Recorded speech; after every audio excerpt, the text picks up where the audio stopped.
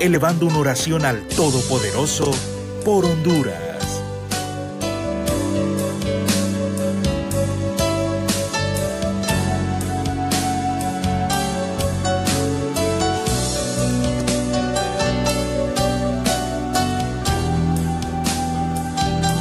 Hola Honduras, buenos días. Le invitamos a que en este momento nos acompañe en una oración, que pueda usted cerrar sus ojos, inclinar su rostro y junto a nosotros darle gracias a ese Padre de amor, a ese Padre de misericordia, precisamente por su amor derramado hacia cada uno de nosotros en medio de esta crisis. Hoy, Dios de amor, queremos reconocer una vez más tu grandeza, Señor, en medio de nuestra pequeñez. Hoy queremos, Señor, agradecerte por amarnos, por cuidarnos, por tenernos con salud, por tenernos con empleo. Asimismo, Padre misericordioso, queremos poner en tus manos a todas aquellas personas que se encuentran en los hospitales en este momento, no solamente padeciendo por el COVID, Señor, sino que también por otras enfermedades. Queremos pedirte, Señor, por aquellas personas que no tienen un empleo, para que tú puedas, Señor, facilitarles uno y puedan ellos llevar el sustento a sus hogares. Pedimos fortaleza, Señor, para aquellas familias que han perdido a un ser querido en medio de esta crisis que se vive por la pandemia. Y pedimos especialmente, Señor, que tu misericordia se quede con aquellas almas que están, Señor, cerca de ti para poderles dar esa luz que tanto necesitan. Asimismo, queremos poner en tus manos, Dios de amor y de misericordia, a nuestras autoridades, para que tú ilumines su camino, envíes tu Espíritu Santo y les permitas tus dones y carismas, para que con sabiduría, con ciencia, con entendimiento y sobre todo con temor de Dios, ellos puedan, Señor, guiar a nuestra nación, y no solamente a Honduras, sino que también al resto del mundo. Hoy, Señor, reconocemos que la humanidad está en tus manos completamente, y hemos aprendido lo más valioso, algo que por años tu Hijo Jesús nos ha venido diciendo que aprendamos: a amarnos unos a otros. Solamente tú conoces nuestros corazones y nos ponemos en tus manos para que tú los cambies, nos transformes y nos hagas, Señor, unas vasijas nuevas. Todo esto te lo pedimos en el nombre de tu Hijo amado Jesucristo, que contigo vive y reina en la unidad del Espíritu Santo por los siglos de los siglos. Amén. Buenos días, compañeros. Buenos días, Honduras. Hoy venimos un poco uniformados, ya veo. Estamos muy contentos esta mañana de jueves. La la regaló el ingeniero Narrana. ¿Cómo dijo? Oye, híjole. Bien vestido, ¿Cómo? Yo se la... Puede ser. Mire, ya va a llamar ese señor y va a empezar a decir que aquí andamos también nosotros haciendo... No, hombre, tengo años de tener esta chamarrita, yo fíjense. Yo creo que es que hoy, no, pero lo que siento ¿Qué tal yo... con el licenciado Jorge, con lo que sale? No, lo que pasa es que hoy la combinada Es que yo creo que él quiere que le regalen una chaqueta. No, hoy la hombre, ya combinada va. es distinta, sí, es que él le tiene, yo creo que sí, usted lo que quiere es una, porque él la combina distinta. Está bien bonita. Sí, Pero yo le había Ajá. visto en el ingeniero Narrala. Bien, No, era es inventarle, bien ¿sabes? parecido. Ay, No sea después va a así. decir ahí que andamos nosotros haciendo... Aceptando soborno, que somos- quién sabe Aceptando qué. No, es que son amigos, pues. No. Tengo un amigo de un amigo. Quiero aclarar públicamente que cuando el ingeniero Narrala está con nosotros vía Zoom o viene No, aquí él al es bien estudio, moderado él es aquí. el licenciado Él Jorge aquí quien en nos su contacta. casa, sí. Él es el licenciado Jorge quien nos contacta. Aquí yo el le amigo tengo es el usted, número. ¿verdad? Sí. De ahí las amistades que Pero tiene. íntimos, amigos. Estamos defendiéndolo, dice. La historia lo respalda. Bueno, estamos en una nueva jornada aquí, ¿verdad? Ya jueves, vamos avanzando rápidamente con este mes de enero. Hechos violentos que no se dejan de registrar, lastimosamente hay que informarlo. COVID-19 y muchos problemas más que tiene este país, definitivamente. Bueno, ya salió la primera caravana, ¿verdad? Desde 2021, más de 100 personas salieron de distintos sectores y se van a ir uniendo según lo que está Mañana parece planificando. que va a ser más masivo. Es que la idea Mañana va a es ser esa, más ¿verdad? fuerte. Se arman varios grupos y se van juntando en el camino para hacer la supercaravana. Desafortunadamente, pues, como siempre, nos duele en el alma ver imágenes de niños, claro. de niñas, de personas de la tercera edad, de mujeres que van caminando a la espera de que nada más Dios les ampare y que puedan llegar. Y nadie quisiera irse. No, nadie se quiere ir. Nadie No, quisiera irse, nadie pero se es quiere falta ir. de oportunidades. Exacto. Trabajo. Así de simple. Ay, y por mucho, mira, que se quiera a veces esconder o que... No, es falta de No hay. oportunidades. La gente está sufriendo. Mire, es triste, y se lo digo por Dios, de verdad. Es triste escuchar testimonios de gente que le dice, bueno, mire, tengo 3 hijos, necesito trabajo. Ayer conversaba, por ejemplo, tengo 4 años de no trabajar. Tengo 4 años de no trabajar. Entonces uno, bueno, ahí suele imaginarse, aunque uno no lo esté viviendo, cómo está pasando esta familia. Difícil de... Y que lo ha perdido también todo en esta idiota, ¿verdad? Ya no tienen nada que perder porque ya lo perdieron todo. Ya no tienen nada. Y fíjese que es bien triste porque uno ve a la gente, pero uno, por ejemplo, hemos sido, a todos los que estamos aquí, los 4, creo que hemos sido bendecidos y afortunados, ¿verdad? Que el pan nunca ha faltado en nuestra mesa, techo siempre hemos tenido, una condición salarial pues estable, pero imagínese usted, no sé lo que esté pasando de verdad, hermano hondureño, cómo se sentirá usted cuando su hijo le pide comida, cuando el hambre ya de verdad molesta y usted no tiene para darle.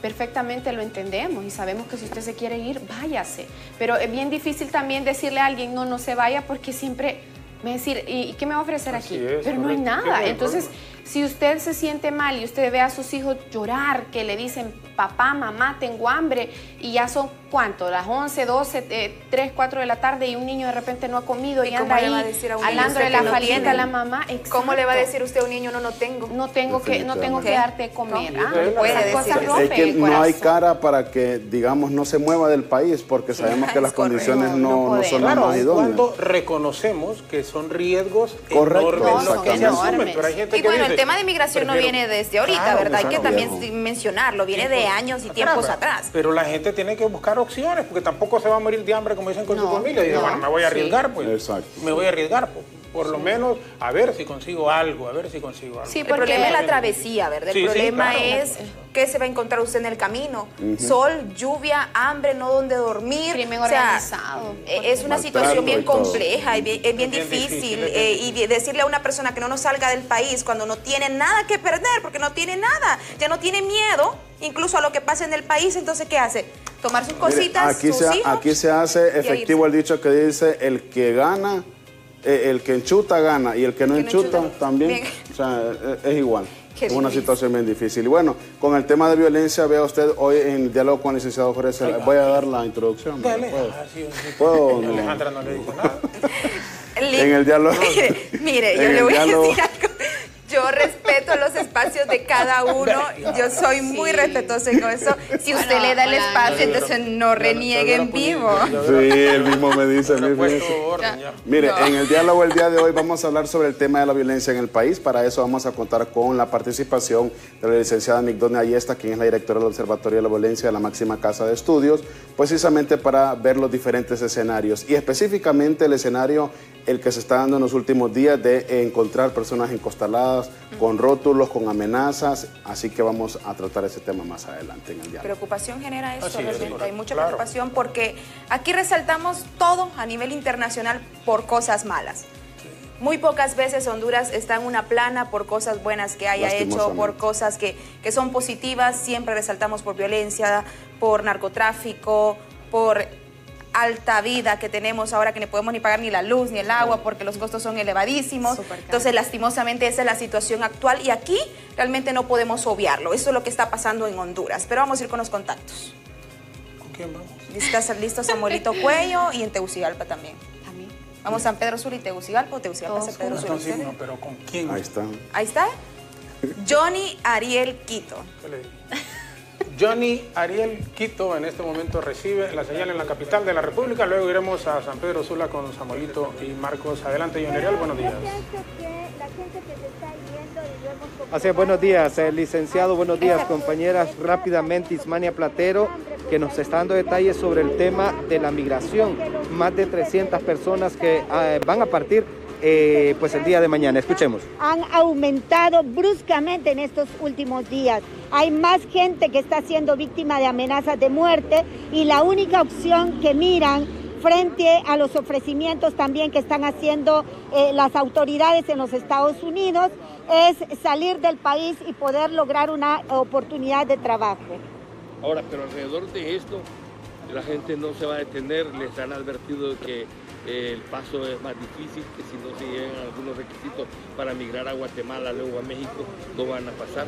Bueno, esta gente que se está movilizando ha cumplido con lo que han dicho las autoridades de Guatemala en cuanto a los protocolos para poder ingresar a Guatemala, que sería la prueba del PGR, los hisopados, además los documentos en regla. Muchos de ellos llevan pasaporte para poder ingresar. Sin embargo, Guatemala en su acuerdo ha explicado que va a hacer contención y control migratorio, que no lo entiende esto la gente. Y esto significa que si es muy grande el flujo migratorio que sobrepase a las 200 personas, van a ser atacados, como lo vimos en las ocasiones anteriores, van a ser vapuleados por la autoridad en Guatemala y van a ser sacados bruscamente. Por su parte, México ha sido más fuerte. El día de ayer ya movilizó la patrulla de frontera de migración, y estos van a proceder castigando, incluso con judicializar a los hondureños que ingresen al territorio de México de una manera ilegal, y que en este caso estarían siendo encarcelados hasta por un periodo de 2 a 3 y 6 años. Entonces, ¿ustedes qué recomiendan a las personas que van a partir para buscar el sueño americano? La migración es un derecho y el inmigrante no es un delincuente. El delincuente es el que lo obliga a salir del territorio nacional. El político, el funcionario, el corrupto y las organizaciones criminales y la misma autoridad que no procede a hacer actos de justicia para evitar que se desarrollen los hondureños en este país. Las repercusiones para Honduras vienen y son fuertes, porque el listado Ingalls habla no solo de la expulsión de los funcionarios corruptos, sino también del castigo para muchos funcionarios en los próximos días, que por ello se está obligando a la población a ponerse en peligro y a salir de Honduras. Y también, por otro lado, está el hecho de que las ayudas internacionales que se han dado para Honduras y que no están generando empleo para la prevención de la migración tienen que ser efectivas antes de esos 180 días para que la población no tenga que salir de Honduras.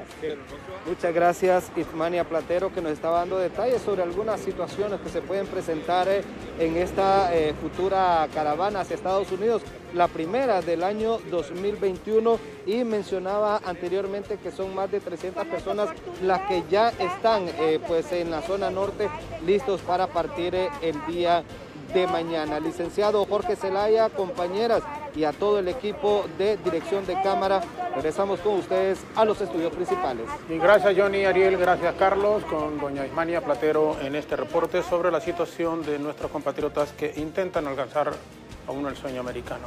Vamos a San Pedro Sula. Samuelito Cuello y Marquitos Villeda reciben nuestra señal. Muy buenos días con ustedes. Adelante, Samuel. Buenos días, licenciado Jorge Zelaya, también a las compañeras y compañeros en el estudio, a toda la audiencia que nos ve por la pantalla de Hola Honduras a esta hora del día. Bueno, informándoles desde la gran central metropolitana de buses que la situación que está ocurriendo con el tema de la caravana de inmigrantes han salido por grupos.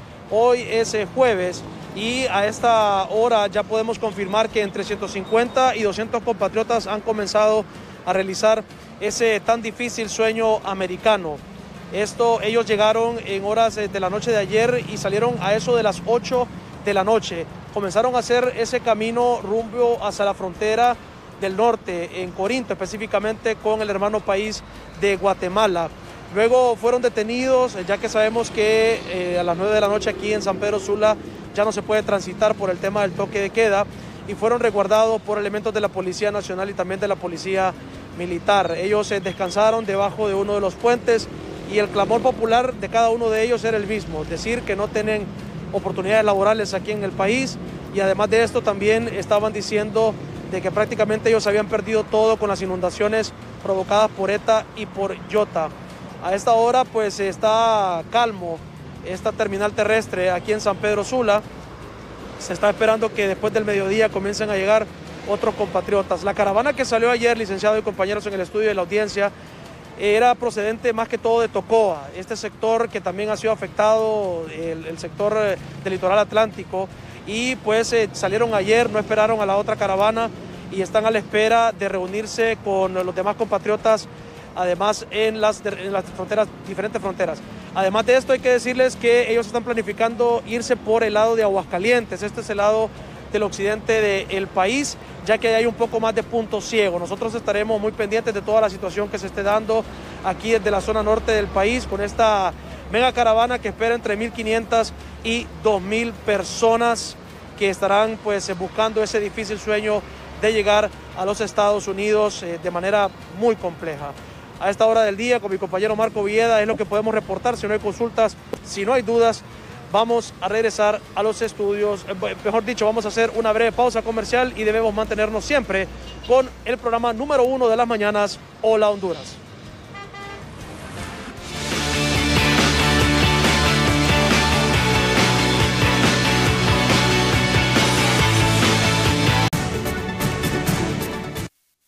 En las últimas 48 horas, la sangre no paró de correr en Honduras, país que enfrenta un violento comienzo de año con distintos hechos criminales que mantienen atemorizada a la ciudadanía. Masacre, empaquetados, descuartizados, homicidios múltiples y tiroteos son parte de los actos criminales que registró el país en los últimos 2 días. Y es que solo el pasado lunes, en horas de la noche, se registraron 3 hechos violentos, entre ellos una masacre en la colonia Las Palmas de San Pedro Sula, donde fueron asesinadas 4 personas. Momentos previos a ese crimen, autoridades reportaron el hallazgo de otro cadáver empaquetado en la ciudad de Choloma Cortés. Este se suma a otros 2 cuerpos sin vida que en las mismas condiciones se encontraron en la capital y en Santa Bárbara. Expertos en temas de seguridad aseguran que ante el incremento de estos hechos violentos, las autoridades tienen que poner cartas en el asunto lo más pronto posible. Recuerden que estas personas que perdieron la vida y sus familiares merecen respeto y debe haber al menos una mini investigación criminal antes de anticiparse a decir que son personas que estaban vinculadas a la criminalidad o otros hechos. Ese es un primer punto que nos parece muy importante ante esta alza y una ola muy grande de violencia y una violencia con saña en el país. Un segundo elemento es que es contrastante. Iniciamos el 2021 con una gran campaña publicitaria sobre los logros del gobierno en materia de seguridad, pero lo que vemos es totalmente lo contrario. Sin lugar a dudas, las masacres y los hechos violentos en el país mantienen en zozobra a una población que día con día lucha por salir adelante. El licenciado Jorge Zelaya, junto a su distinguida invitada este día en el diálogo de Hola Honduras, conversarán cuáles son las posibilidades a corto y largo plazo para que las autoridades tomen cartas en el asunto para erradicar la violencia en el país de manera paulatina o completa.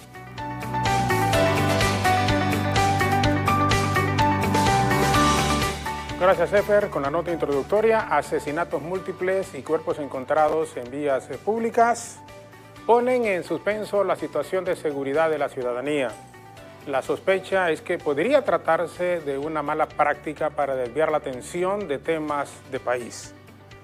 Al menos 16 cuerpos encontrados entre el 3 y el 13 de enero del presente año y al menos 3 masacres encienden la alerta en Honduras.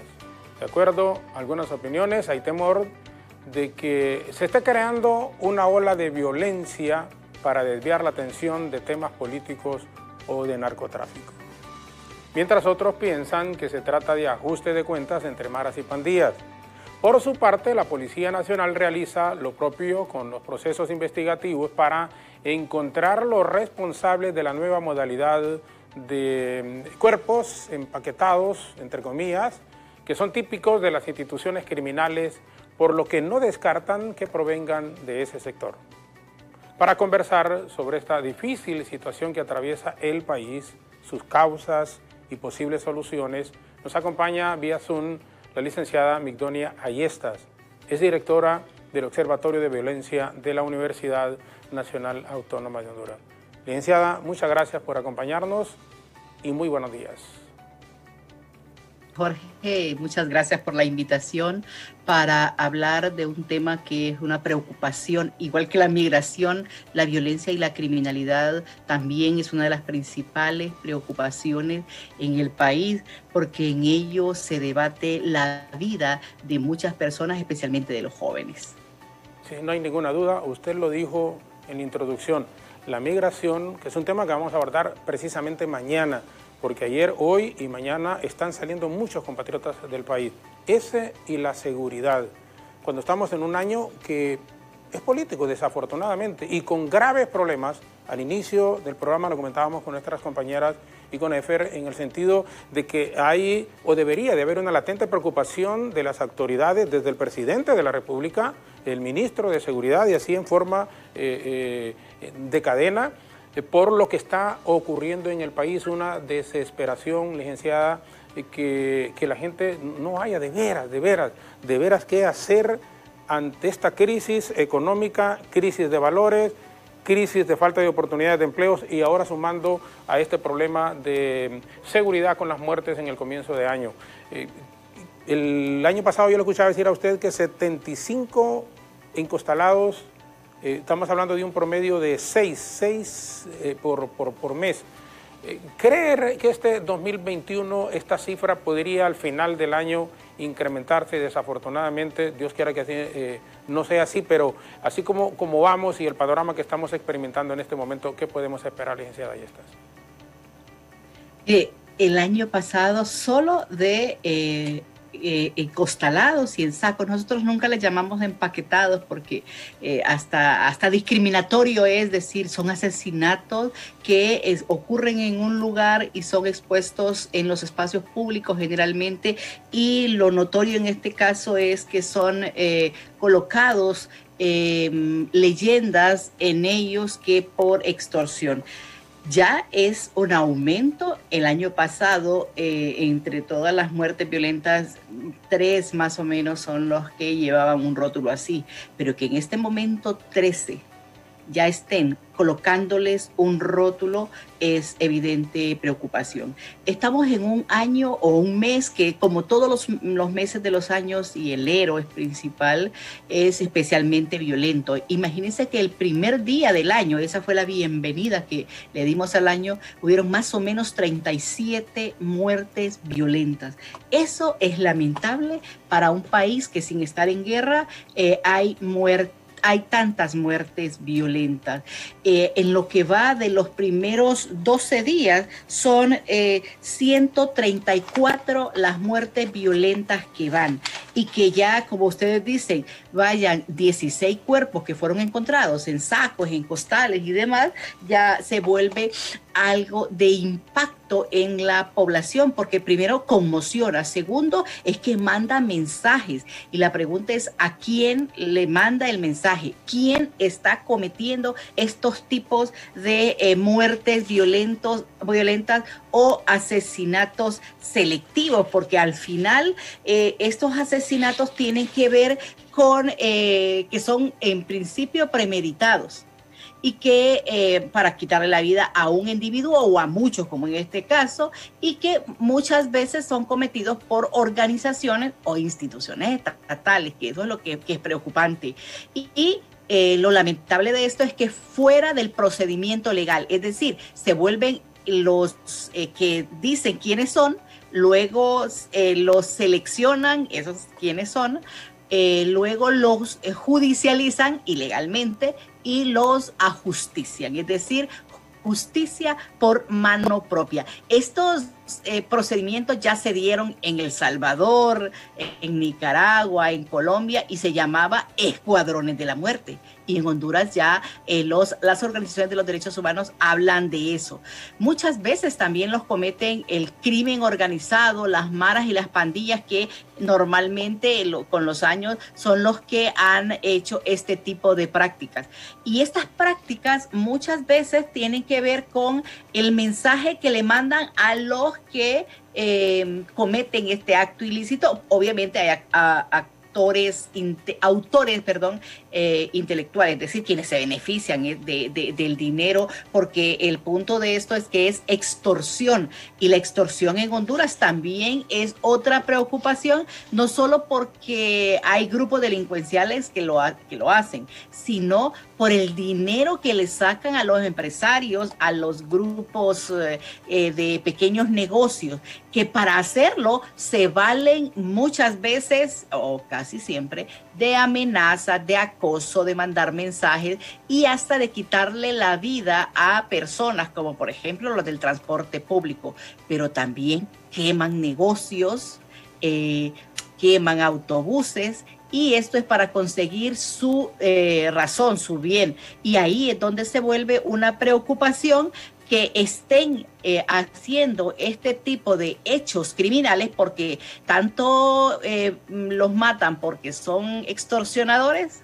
como es decir, que están vinculados a una actividad ilícita, como victimarios se vuelven los que cometen este tipo de hechos. Por eso es que digo que es una preocupación, porque al final mandan mensajes en los cuerpos expuestos al público, y puede ser mensajes a sus contrarios, a sus mismos o a sus contrarios, a sus bandas rivales o a sus grupos rivales, pero también es mensaje para el Estado, y ahí es donde es que hay que poner mucha atención, porque ante la impunidad, ante la no investigación, la no captura de estos grupos, y sé que los grupos de antiextorsión han hecho un trabajo muy efectivo, pero realmente la capacidad rebasa si estamos viendo este tipo de hechos, porque están básicamente haciendo limpieza social, y ahí es donde se vuelve toda una preocupación, precisamente porque esta limpieza social tiene un nombre y tiene ya jóvenes. Muchos tienen ya los rostros de esos jóvenes, sabemos dónde está ocurriendo, es decir, que hay patrones específicos, y es que ejercer este tipo de crimen usualmente como argumento para mejorar la seguridad o para disminuir las extorsiones, eso debería ser una estrategia del Estado cuando a través de la Fuerza Nacional Antiextorsión o Maras y Pandillas lo realiza, pero que otros grupos delincuenciales lo estén realizando, ya básicamente se vuelven ejecuciones extrajudiciales. Con exactitud, licenciada Ayestas, no se puede hablar en este momento de dónde provienen o qué crimen organizado, realmente quiénes están haciendo estas masacres, estas muertes violentas que están ocurriendo en el país de comienzo de año, pero sí podemos hablar de debilidad de los organismos de seguridad del país ante lo que está pasando en este instante. Sí, por eso es que lo matizo entre lo que podría ser limpieza social, crimen organizado, asesinatos selectivos, porque no podemos definirlo, y sería de mi parte muy irresponsable poder hacerlo, porque eso tiene que ver con un proceso de investigación criminal. Pero sí desnuda la debilidad en las instituciones, porque la pregunta es ¿por qué ante la ineficacia de las instituciones estos grupos están cometiendo este tipo de asesinatos que solo dibuja al país como un país que las instituciones no funcionan, o que pareciera que estamos en guerra y que hay que hacer justicia por mano propia? Porque eso sí es evidente, alguien los está matando y está usando este procedimiento extrajudicial, es decir, no se lleva a un juzgado, no se le acusa y no se le manda a la cárcel, sino que se ejecuta a una persona. Ahí es donde está la preocupación, y debe ser la preocupación de las autoridades para definir lo más pronto posible quiénes son los responsables, porque si no, en derechos humanos se llama aquiescencia, permiten que esto esté ocurriendo. Perfecto, nos va a permitir en este instante la licenciada Ayestas una breve pausa en la televisión abierta y en nuestras estaciones de radio. Nos vamos a quedar en Facebook, en BTV Somos Todos Honduras, con la participación también de nuestros amigos televidentes en este momento con algunas consultas. Y cuando regresemos, ¿por qué? Y le voy a preguntar, ¿por qué los datos de la policía no concuerdan con los del Observatorio de la Violencia? ¿Y cuáles podrían ser los mecanismos a adoptar por parte de las autoridades ante estos crímenes que se están dando? Ajustamiento de cuentas, podría ser en algún momento, lo ha apuntado la licenciada Ayestas, pero toda esta problemática pone en zozobra a la población hondureña. Así que quédense con nosotros, por favor. Regresaremos con nuestra distinguida invitada a la mañana de hoy, abordando esta temática que nos preocupa a todos. La seguridad y la forma en cómo se está operando en el país en este momento no es la más adecuada. Y sí, vemos que hay problemas torales. con esto se agudiza muchísimo más y provoca lo que se está dando en este momento, insistimos, la migración, aunque no quisiéramos que se fueran, pero la falta de oportunidades también en el país provoca eso, que mucha gente se arriesgue para viajar, intentar llegar a los Estados Unidos. Nuestra invitada, la licenciada Migdonia Ayestas, nos acompaña esta mañana en el diálogo aquí en BTV, nuestras estaciones de radio y en Facebook, BTV Somos Todos Honduras. Regresamos en un instante.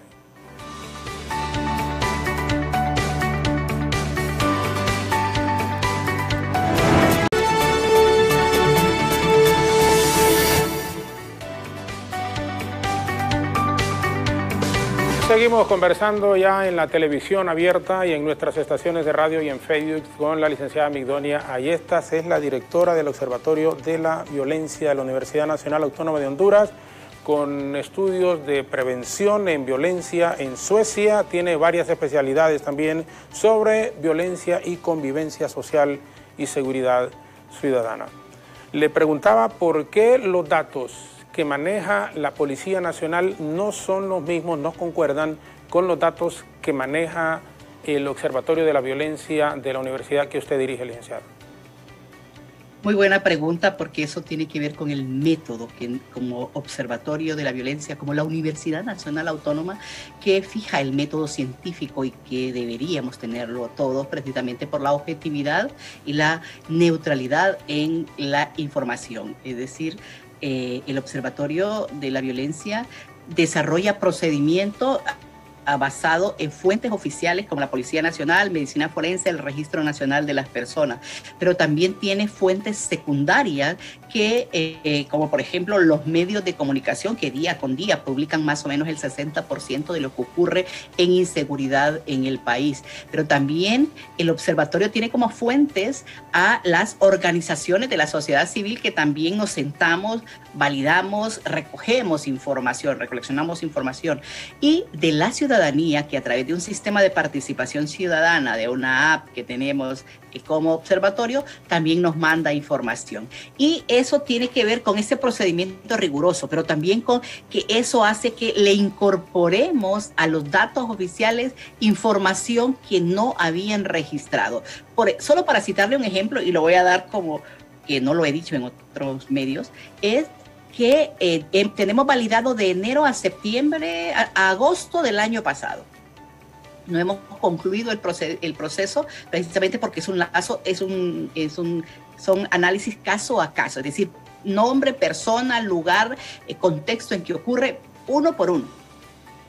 Es decir, no son por eventos, es por víctimas. Vamos a incorporar más de 150 casos que el Observatorio de la Violencia tiene para incorporar a las fuentes. Por eso es que cuando decimos que vamos a cerrar una tasa en el 2020 entre 37 y 40 por cada 100.000 habitantes, es precisamente dejando ese margen de los casos que no están incorporados, porque ya la Secretaría de Seguridad a través de la Policía Nacional estableció que era el 37.5, pero eso va a subir obviamente precisamente por este proceso. Y es importante establecer lo que es la apertura que se tiene en las instituciones. Obviamente a veces los funcionarios creen que la Policía Nacional es de ellos, por ejemplo, y que negar información al observatorio es lo que les va a funcionar, como decía la compañera, les va a funcionar para decir que esto no está ocurriendo. O sea, las muertes violentas son casos que en la pileta de autopsia se ven, entonces no se pueden negar. Cuando hablamos de 37.5 que está manejando la autoridad, es decir, la policía, con los 150 que están pendientes de una confirmación por parte del Observatorio de la Violencia, aquí es en donde entonces podría subir de 37.5 hasta probablemente un 40% en el porcentaje de 100.000 habitantes, es decir, las muertes en el país el año pasado, licenciada. Sí, por ejemplo, la Policía Nacional al final rectifica, por ejemplo, dicen una tasa que es la que tienen que presentarle al pueblo hondureño al principio del año, ¿no? Pero si ustedes el año 2019, ellos establecieron que era 41 por cada 100.000 habitantes, digamos, por decirles un dato, ahora no recuerdo. Pero la tasa en el 2019, la tasa de homicidios, cerró en 44.9 por cada 100.000 habitantes. Es decir, que con estos procesos lo que hacemos es que aumenta, pero al final como país quedamos con un dato único, aunque preliminarmente en el mes de enero, y este año lo presentaron en diciembre, que debieron decir tasa proyectada, porque y los casos últimos de los últimos días también tienen que incorporarse, ¿no? Entonces ahí es donde ese es un procedimiento riguroso y siempre estamos incorporando nuevas datos que quizás las autoridades no registraron porque no llegaron o no están a la escena, aunque están en los 298 municipios, y eso hace que tengan todo ese tipo de información. Pero eso es un procedimiento de una relación interinstitucional y la universidad preocupada por un problema que es la seguridad de las personas. Entonces hace este procedimiento, tenemos un equipo altamente competente, profesional, que desarrolla esta tarea como que si fuera su familiar. Y de hecho, como ustedes decían, yo ya fui víctima, ya me llamaron a las 5 de la mañana que uno de mis sobrinos le había quitado la vida en San Pedro Sula, y no tienen idea qué doloroso y qué impotente se siente las personas cuando son víctimas de este tipo de violencia, y saber que la autoridad puede decir que fue accidente, que fue suicidio, pero nunca quiere aceptar que es homicidio hasta que la Dirección de Medicina Forense, con la objetividad que los caracteriza, establece que es un homicidio y establece cómo le pegaron un tiro o varios a una persona. Porque hay muchos casos que quisieran decir que estos que están encostalados en sacos son suicidios, y entonces él se quitó la vida y se envolvió en un saco y se fue a poner a un espacio público. Eso raya todas las lógicas, ¿no? Porque cuando es un homicidio, una persona le quita la vida a otra, y además la intencionalidad tiene que ver, el uso del poder también, pero que la ponga en un espacio público como es esto de los encostalados, los de en sacos, en sábanas y demás, es un problema que lo hemos estado analizando siempre en el observatorio para evidenciar qué es lo que está pasando. Y aquí lo que hay que definir es quiénes son los grupos criminales que están detrás de todo esto.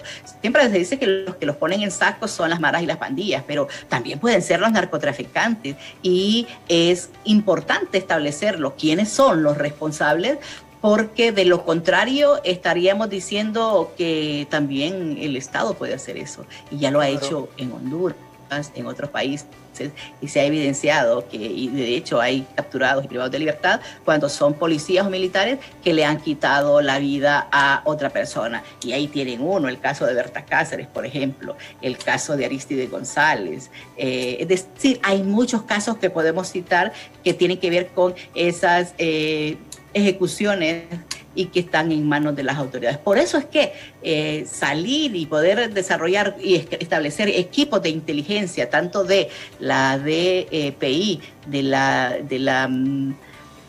la Policía Militar del Orden Público, y además de la ATIC, va a ser importante, porque deben salir al paso de que no se piense que este país es sin ley y que son las mismas instituciones públicas las que están cometiendo este tipo de hechos. Este modus operandi de encostalar cuerpos podría ser propio en su concepto de nuevas bandas criminales que podrían estar operando en el país. Lo que es nuevo en este momento, ya decíamos que 75 el año pasado, y vea que año con año han ido en aumento. Lo nuevo de esto es que es un asesinatos selectivos. En los demás, en esos 75 del año pasado, no podemos decir era por extorsión. En este momento ya les están juzgando y les están diciendo son extorsionadores. Y la pregunta es, ¿realmente a estos que le están quitando la vida son extorsionadores? ¿O son otras personas que quieren sacar del juego, o que les quitan la vida por otros motivos, pero en este momento hay que inscribirles un rótulo. Por eso es que es importante la investigación científica criminal que dé cuenta de lo que está pasando, porque al final lo que nos queda como población, como ciudadanía mayor de 18 años, es encerrarnos y tener el miedo o el terror, si lo quieren poner un nombre más arriba, de quedarnos encerrados y de hacer cárceles en nuestras propias casas, porque aquí es importante establecer que la seguridad o la inseguridad es un negocio, y es un negocio para todos, para el Estado, porque vea usted un impuesto extraordinario en tarjetas de crédito, en los que tienen más de 100,000 lempiras, que es la tasa de seguridad, y que además que nos sacan dinero extra de los impuestos que pagamos, no nos dicen en qué lo gastan, porque se vuelve clasificada la información, y las instituciones que lo usan para cualquier cosa. Ya se compraron un avión presidencial con ese dinero, pero también es un negocio para las empresas, porque vea, hay más empresas de seguridad en Honduras que los mismos policías y los mismos militares juntos. Se ha establecido que hay más de 120,000 personas trabajando en ese negocio. Pero también para las empresas que venden concreto, porque la gente, para asegurarse y para querer no perder la vida, se arregla más la casa, ¿no? Y es lo que decía, se vuelve como una cárcel, pero también contratan vigilancia, videovigilancia o guardaespaldas. Es decir, es un negociazo que se vale del miedo de la gente a tener, a ser víctima de la violencia, y obviamente también retrata muy mal la capacidad del Estado a poderle hacer frente. Y cuando le hace frente, lo que hace es, a través del control, más militares, más policías, más cámaras.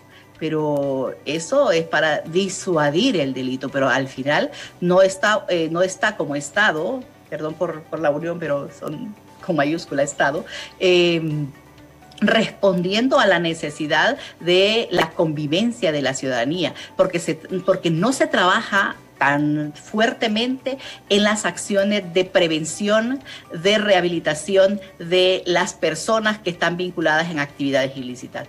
Y nos quedamos a la merced. Por eso es que la gente en la encuesta de percepción de inseguridad y victimización en Honduras establece que este es un país inseguro, y si lo podemos poner en porcentaje, en el 89.9% estableció que es un país inseguro y que va a estar igual a pesar de la disminución en la tasa de homicidios desde el 86.6 por cada 100,000 habitantes. Nunca hemos tenido un 90, eso por malos cálculos, y quien lo dice no es estadista y no es calculado, no hace cálculos. Y entonces ahí, a pesar de todo eso, la gente se siente insegura, porque hay factores estructurales que también se asocian a esta violencia, y ya vemos que uno de ellos es la pobreza, la falta de fuentes de empleo, y que el acceso a las armas de fuego, el no trabajar con la ciudadanía, no una buena relación Estado-comunidad, Estado-población o instituciones con la población, y aun cuando se habla de comunitarios, ¿no? Policías comunitarios, pero no se está haciendo una buena coordinación con las instituciones y la ciudadanía, que eso, a pesar de todas las denuncias, serían mucho más si la gente confiara en las instituciones. Aun cuando los resultados oficiales, tanto del gobierno como del Observatorio de la Violencia, están hablando que al final del 2020 estaríamos cerrando entre 37.5 y anoté aquí un 40% de personas muertas por cada 100,000 habitantes. La percepción en la población es que podríamos estar regresando, por eso, y le hablaba de los datos oficiales, pero a la época que los gobiernos del presidente Maduro, del presidente Zelaya, en los comienzos del presidente Lobo, en que incluso llegamos arriba de 75 muertes violentas por 100,000 habitantes, un poco más. Pero ¿por qué esa percepción en que podríamos retornar o que estamos viviendo situaciones similares a esos gobiernos anteriores? En principio porque la tasa de homicidios es igual a la del 2005, la época del presidente Maduro. En segundo lugar, porque la percepción tiene que ver con lo que te pasa en la comunidad. La gente vive en zonas de controlan las maras y las pandillas, que ven cómo está el microtráfico de drogas. Y ahí también hicimos una pregunta: ¿qué es lo que pasa en su entorno más cercano, que es su barrio? Y la gente nos decía: se vende drogas, se vende alcohol ilegal, y además se le vende alcohol a los jóvenes, ¿no? Y eso se vuelve una preocupación. No arreglan las carreteras, no hay luz, es decir, el clima es propicio para que se den muchos hechos delictivos. Y luego, cuando estuvimos en el más alto pico de la violencia, no fue cuando el presidente Manuel Zelaya Rosales, fue en el periodo de el presidente Pepe Lobos. Es decir, el 86.5 por cada 100.000 habitantes no fue del 2009 para atrás, fue en el 2011, 2012, 2013, fue cuando ascendió. Ya estaba siendo presidente y el presidente del Congreso Nacional era el actual presidente de la República. Así que los datos no te mienten al respecto.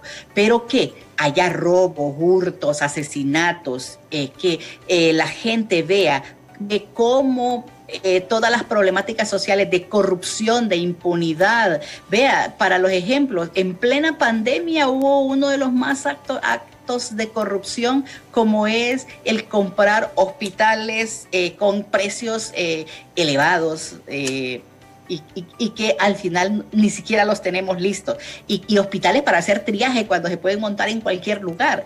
Eso es jugar con la inteligencia del pueblo. No se vale seguirle robando al país. Y ahí es donde también es una de las mayores preocupaciones de la gente. Han utilizado las instituciones del Estado para hacer negocios, para ver que es una oportunidad para venderle algo, hasta pastillas al Estado, y creer haciéndose ricos con ello. Así que ricos ser empresarios, ¿no? O sea, claro, es como decían en mi pueblo, es pegarle un polo, ¿no? O sea, más rápido cae. Y eso no es posible cuando amamos y respetamos este país. Bueno, yo le digo, y comparto al 100%, cuando usted apunta a eso, digamos, de los hospitales, yo creo que no hay quien no se indigne por lo que ha pasado con ellos. 48 millones de dólares invertidos comprando esos hospitales, que se dieron el dinero el año pasado y se van a cumplir ahorita en marzo prácticamente un año. Y hacemos bulla a los medios de comunicación que está saliendo el hospital móvil para La Ceiba hoy, y va a pasar 2-3 meses más para que medio lo instalen. Aquí en Tegucigalpa no está funcionando, en San Pedro Sula a medias, en Choluteca igual, y eran 7 hospitales y no está realmente funcionando, y a buen nivel, ninguno de ellos. Entonces, la pregunta aquí, haciendo un agregado a lo que usted apuntaba, ¿esta frustración de la mayoría de la población hondureña en relación a estos temas podría generar también hechos de violencia? Podría generar migración, en principio, genera migración. La gente se siente frustrada y decir, este país no sale adelante. O sea, mire, a veces pienso que hasta buen nombre nos pusieron Honduras. O sea, no salimos de estas Honduras porque nuestros gobernantes no lo han permitido. Es que también, aparte de la inseguridad, hay, y que es uno también de los pilares de la seguridad jurídica. O sea, aquí hacen lo que quieren porque saben que no les van a pasar nada, y que solo van a decir, bueno, fulano de tal, mancharon el nombre, y después van a estar felices y contentos desde su casa, y ahora con el teletrabajo no hay problema, dirigen sus negocios que han sido producto de acciones ilícitas, porque robarle al Estado es una actividad ilícita, es un acto de corrupción, y que sigue sin que nada.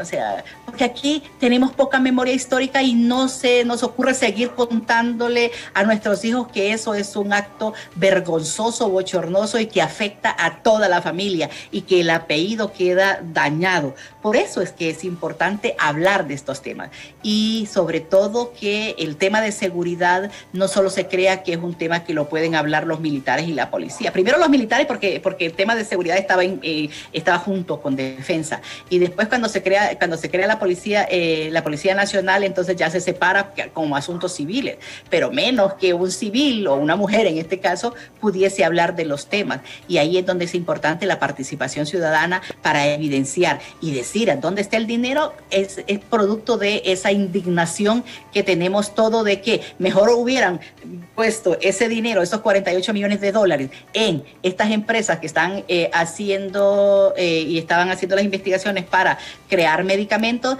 que en comprar hospitales que hasta esta altura, o sea, vean ustedes la vergüenza que debe tener el gobierno, que a estas alturas ni siquiera instalados están, y yo no como imaginen hospitales tan caros, yo no sé cuántas veces han utilizado la UCI de esos hospitales, o si en los huracanes en San Pedro Sula cómo les quedaron, eso no lo han evidenciado. Entonces ahí es donde es la vergüenza. Y si lo vemos el punto, póngale un color que a mí me gusta, el punto verde del gobierno. Y no digo negro porque es afectar a los afrodescendientes, sino más bien un punto verde en esa, o rojo, el azul del partido, que les va a afectar toda su vida precisamente porque estos actos de corrupción no se pueden olvidar. Sí, no, definitivamente, y compartimos plenamente, son asuntos que son desde todo punto de vista injustificables. Y cuando la gente dice, y porque también se está utilizando ya en cuestión de campaña, ¿dónde está el dinero? Y mire, y voy a decir esta frase porque realmente se está diciendo en política, ¿dónde está el dinero? Dice, el dinero está en la mochila que llevaba el expresidente Zelaya. Me parece que es muy burdo y muy absurdo y muy tonto dar esa respuesta. Porque independientemente de que si le pusieron o no le pusieron el dinero al expresidente Zelaya en su salida, estamos hablando de $18,000.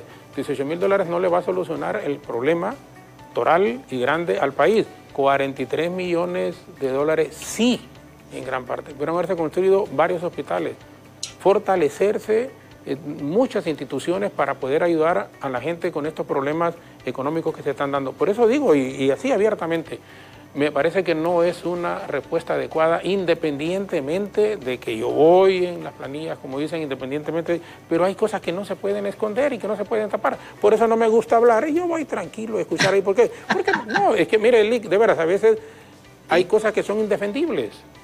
¿A quién le va a decir uno ahorita en este momento que no es un acto de corrupción? Bueno, y ellos pueden decir ahorita, Jorge, muestre que es un acto de corrupción, y no están investigando al que era director de INMED, pues. Y además no es corrupción que 48 millones de dólares se le pagaron y que no están funcionando, y es casi un año, vas a cumplirlo en marzo, y no están funcionando esos hospitales, y eran de emergencia, se compraron de emergencia. Entonces, ¿dónde está la emergencia? Entonces mejor. Perdón, sí.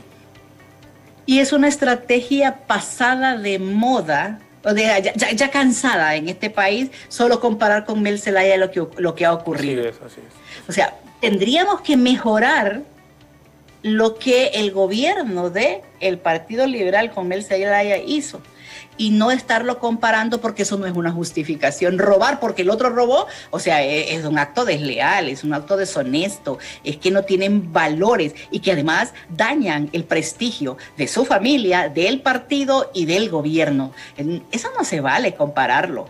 Y con ese dinero, mire, pudieron hacer tantas cosas que ya es hasta ingrato pensar en qué. Dar el dinero a una farmacéutica, pagarle a los que están en la primera línea de defensa. Mire, decimos que los médicos, los microbiólogos, las enfermeras, los que asean, son héroes en el país, pero a esos héroes todavía se hacen paros porque no les pagan. A esos héroes no los quieren nombrar y además les quieren pedir una constancia del partido político. Es decir, siguen con las mismas estrategias burdas que han utilizado.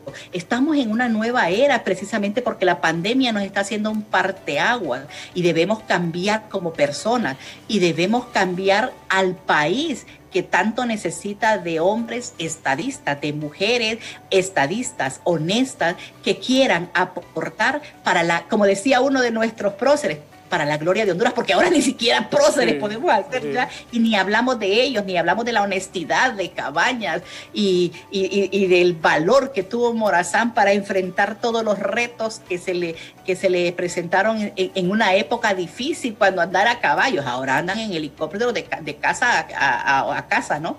Y van en aviones de lujo. y carros blindados. Entonces la pregunta es, ¿cuál es la incomodidad que tienen? Y no se puede comparar un hecho con el otro, porque si vamos a hablar de un gobierno, entonces, si vamos a hablar de Mel Zelaya, hablemos de Mel Zelaya. O sea, yo no trabajo en si vamos a hablar del otro, pero en este momento estamos hablando de actos de corrupción que han hecho en este periodo, en este gobierno, y por lo tanto compararlo es tonto. Pero es que así se manejan las masas y así hacemos para convencer a otros de que lo que hicieron está bien, que los políticos repartan el dinero y que hagan colas en sus casas, porque ya lo hemos visto y ya se evidenció en los casos Pandora. Hay muchos casos de los que hablar, pero y lo que vuelve es inseguro al país, y decir que este es un país de caudillos, de cacicazgos, de personas que tienen el poder y lo ejercen como quieran. No se vale. No se vale, porque entonces la población se va a ir. Y mire, lo más preocupante de eso es que si usted le pregunta a todos esos migrantes, hay muchos que estudiaron, hay muchos que son médicos, que son enfermeras, que son profesionales, y eso se llama fuga de talento. Se van porque en este país creen que no hay oportunidades, que no tienen esperanzas.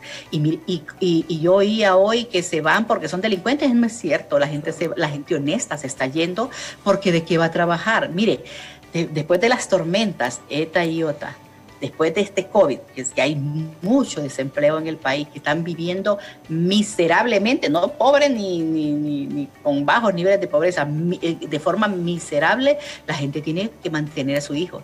Nosotros hicimos un estudio sobre el tema de migración para 2 departamentos y les preguntábamos que cuando llegan a Estados Unidos, ¿qué hacen? No se van a vagabundear, se van a trabajar en lo que encuentran. Y además están reenviando remesas, que ese es el otro negocio del Estado, porque se beneficia de esas remesas para la economía. Pero la gente utiliza esas remesas que le envían en sobrevivir, en la salud, en la educación, en pagar lo que se requiere para la educación de sus hijos, para el alquiler de la casa, y algunos para hacer unos pequeños emprendimientos. Y si esos pequeños emprendimientos, vean ustedes, lo extorsionan, claro, entonces... ¿Qué pasa? Es un círculo vicioso que tenemos que frenar en algunos momentos, y ahí es donde en este momento que estamos en clima electoral, que estamos en plenos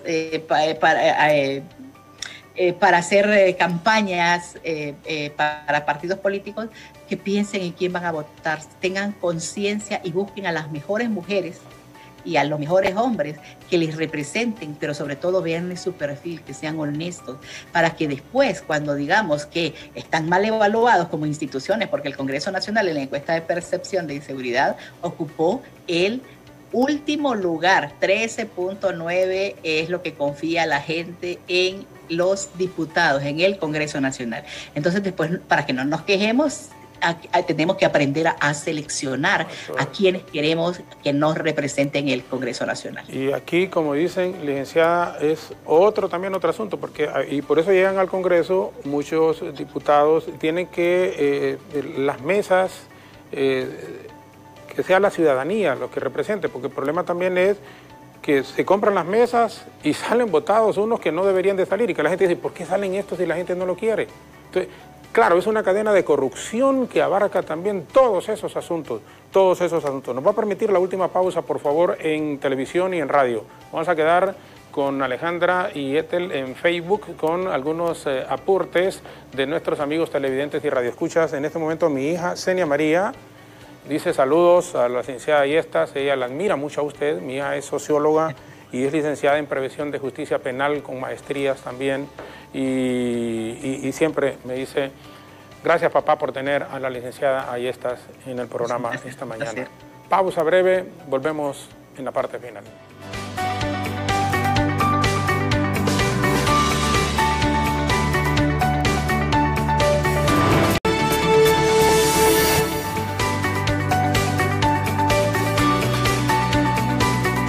Con la licenciada Migdonia Ayestas, directora del Observatorio de la Violencia de la Universidad Nacional Autónoma de Honduras. Estos hechos últimos que se están dando en el país en el comienzo de año. Entonces, ¿cómo podemos generarle esperanzas que esta situación va a ser completamente diferente en Honduras con las tormentas tropicales, con lo del COVID, y ahora con las muertes violentas, un desempleo que se ha incrementado, más de 800.000 compatriotas quedaron sin empleo del 2020 al comienzo del 2021. Entonces es un panorama realmente difícil, por mucho que quiera uno inyectar positivismo y decirle a la gente, no, esto puede cambiar, no, va a ser diferente.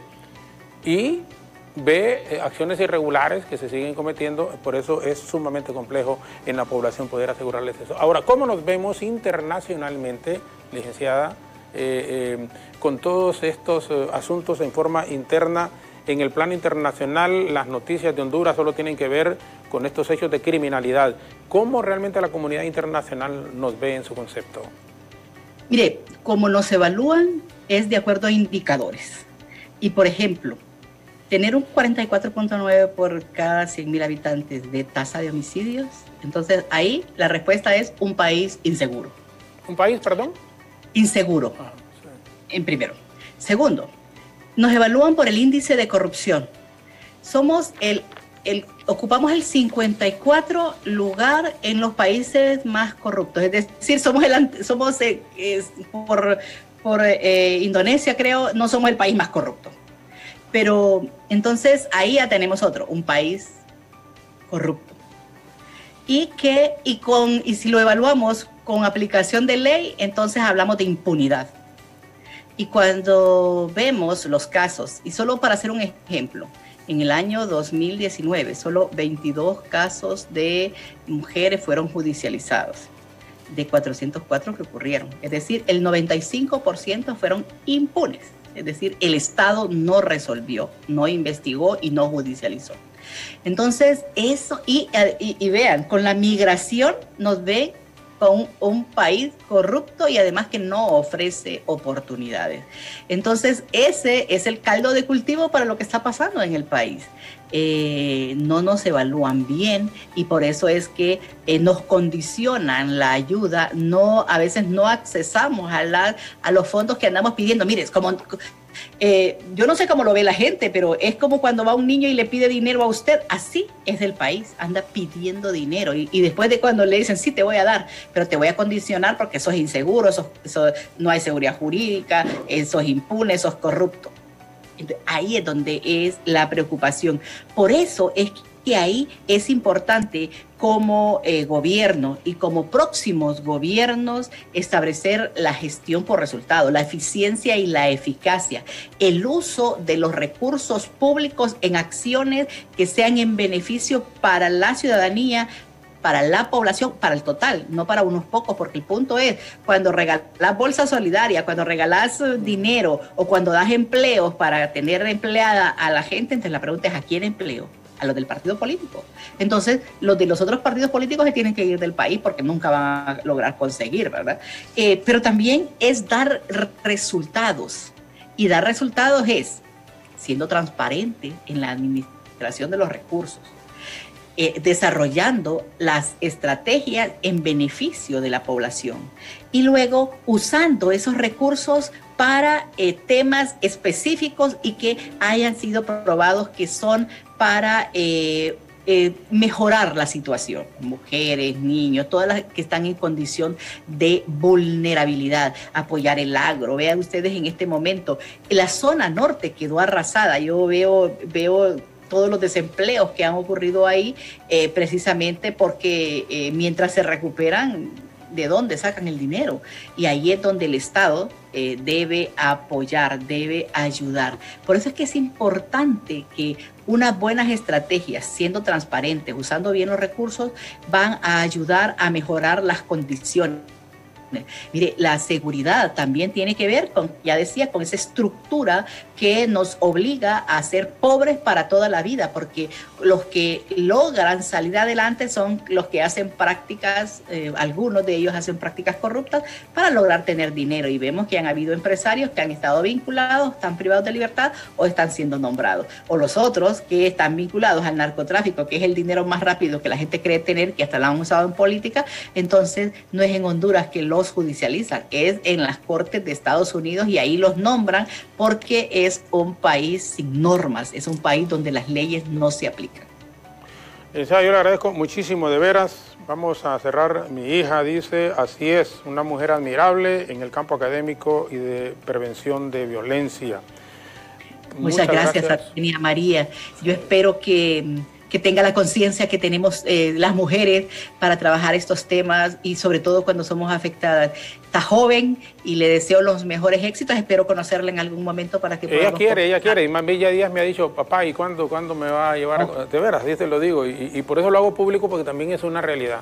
Y con mucho gusto. A mí me encanta conversar con jóvenes que son prometedores y sobre todo que quieren este país, porque lo que hacemos es por amor al país, porque bien fácil puedo trabajar en organismos internacionales que me pagan el triple de lo que me paga la universidad, pero esto es amor a este país y eso es lo bueno en Xenia María, que quiere mejorar este país. Y ahí me apunto con ella más bien, porque los nuevos ella con usted, porque ella va a aprender muchísimo y le digo aquí públicamente que tal vez por favor acepte que en los próximos días usted pues le puede dar por favor una oportunidad de escucharla a usted, conversar con usted. Muchas gracias, licenciada. Y de veras que todos queremos tener un mejor país, pero el tener ese mejor país debemos de participar, involucrarnos. No digo la palabra correcta, a lo mejor cuestionar, pero sí estar pendiente de lo que hacen los funcionarios públicos, desde el presidente, los diputados, los alcaldes, los que son funcionarios, los que están en los ministerios, porque no podemos seguir viviendo bajo tanta corrupción, bajo tanta impunidad, bajo tanta inseguridad, que lo que provoca es el desencanto muchísimo más en la población. Así que por favor le agradezco y sus palabras finales, agradeciéndole una vez más, licenciada Ayesta. Muchas gracias y como ya decía para Xenia María y para toda la población y los jóvenes especialmente, que son los llamados a dar vida a este país, como ya lo decían nuestros héroes, y que es necesario mejorar las condiciones por nuestros hijos, por nuestros nietos, por nuestra familia, que cuando somos honestos es cuesta arriba este país. Y sobre todo porque necesitamos presentar un país que nos enorgullezcamos, que sintamos identidad por este país.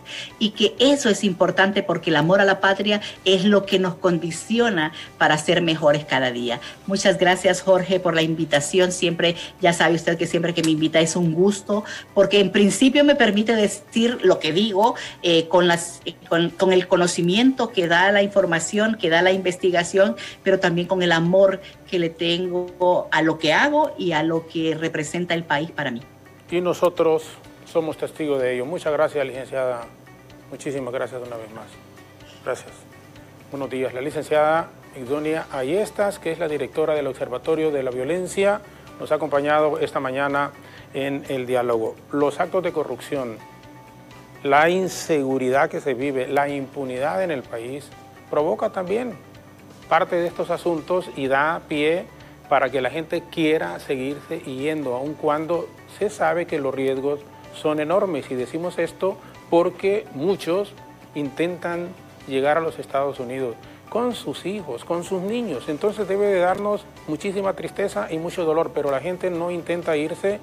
Si estuviera bien, si tuviera su trabajito, la gente no se fuera. Aquí es donde uno les dice a la gente que nos dirige, que son estos o pueden ser otros, a los empresarios, sean más magnánimos. No les da tristeza, no les da desesperación y en su corazón ver cómo la gente se arriesga a irse intentando encontrar algo, porque aquí no hay, aquí no se puede. Aquí tanta gente desesperada que tiene sus currículum, que han salido con buenas notas del colegio, de la universidad, y no hay fuentes de trabajo. Y siguen apretando a la gente. Uno insiste con esos cobros de... ¿Cuánta gente no tiene préstamos? Casi todos, el 90 y pico % de la población. Les cobran unos intereses altísimos, altísimos, altísimos. ¿Cuánta gente no lo están apretando con las tarjetas de crédito ahorita, por ejemplo? Pónganse la mano en la conciencia y ayúdenle un poco a la población, sean más magnánimos, que la situación que se está viviendo en el mundo y particularmente en el país es sumamente compleja. A la licenciada Migdonia, ahí estás una vez más. Gracias, y este tema de la migración lo vamos a abordar precisamente mañana en el diálogo. Los cuerpos de seguridad y el Estado mismo están en la obligación de brindar y asegurar una atmósfera de seguridad a la población hondureña. Actualmente se debe crear un plan de contingencia para atacar de raíz a los grupos de crimen organizado. Políticas de seguridad a nivel nacional deben ser fortalecidas lo antes posible para poner un alto a estos hechos violentos que se están suscitando. Si bien es cierto, las autoridades han confirmado una reducción en hechos violentos con sus datos estadísticos, la percepción de la ciudadanía es que los mismos se han intensificado en los últimos meses, por lo que el llamado a las instituciones de seguridad es a que den una pronta respuesta ante tanta violencia registrada en el país, pues la población no puede tener una sociedad llena de temor. Alejandra Rivera, Ethel Valladares y Efer Guevara continúan hasta las 9 en punto de la mañana aquí en Hola Honduras. De nuestra parte, muchísimas gracias, muy buenos días y que Dios les bendiga.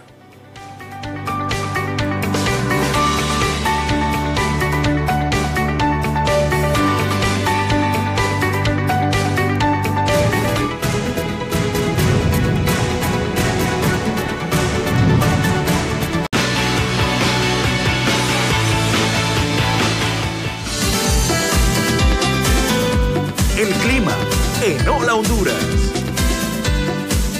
Para este día se van a mantener las condiciones inestables en gran parte del territorio nacional y esto es a consecuencia por una cuña débil de alta presión que podría estarnos afectando por un periodo de hasta la próxima jornada, aproximadamente de 24 a 48 horas. Se podrían estar registrando algunas precipitaciones poco significativas en la Mosquitia hondureña, parte del occidente y también en la zona norte del país para este día como también para la próxima jornada, en excepción de la zona sur del país que se mantiene con condiciones cálidas y secas. En cuanto a las temperaturas, en los extremos del día estaremos pues con algunos nublados ocasionales, las temperaturas máximas en Tegucigalpa de 24 grados centígrados y las mínimas de 15 grados centígrados. Para San Pedro Sula no descartamos algunas precipitaciones poco significativas en horas de la tarde-noche, temperaturas máximas de 25 grados centígrados y las mínimas de 19 grados centígrados. En la zona sur, tal y como se lo comentaba, aquí se mantienen las condiciones cálidas y secas para este día como también para la próxima jornada, temperaturas máximas que podrían estar alcanzando los 36 grados centígrados con la sensación térmica y las mínimas de 20 grados centígrados. Ahora bien, en la zona central, específicamente en Comayagua, los nublados ocasionales se van a mantener máximas de 24 grados centígrados y las mínimas de 15 grados centígrados. Para la ciudad de La Ceiba, como también en el occidente del país, en La Ceiba, condiciones relativamente estables, máximas de 24 grados centígrados y las mínimas llegando hasta los 21 grados centígrados con algunos nublados ocasionales. Donde también se mantienen los nublados ocasionales es en la zona occidental, pero aquí no descartamos el pronóstico de lluvia. Podrían estar registrándose en horas de la tarde-noche como también en horas de la madrugada. En los extremos del día estaremos sintiendo mucho calor, 28 grados centígrados en el occidente del país y 21 grados centígrados las mínimas. Para La Esperanza, la ciudad más fresca de todo el territorio nacional, aquí las condiciones se mantienen estables, mínimas llegando hasta los 13 grados centígrados y para la bella isla de Roatán, máximas de 26 grados centígrados y las mínimas podrían estar alcanzando también 26 grados centígrados. Vamos a finalizar con el oleaje. Déjeme informarle a todos los pescadores artesanales, afortunadamente dentro de rangos normales, de 1 a 3 pies de altura en el Mar Caribe y de 1 a 3 pies en el Golfo de Fonseca. Hasta aquí las condiciones del tiempo, seguimos con más información en Hola Honduras. El clima en Hola Honduras. Mejor. Bueno, vamos a continuar con las noticias. Siempre es importante pues hacer una revisión, ¿verdad?, en plano general y por eso ya está su tan esperada sección Así Amanece Honduras.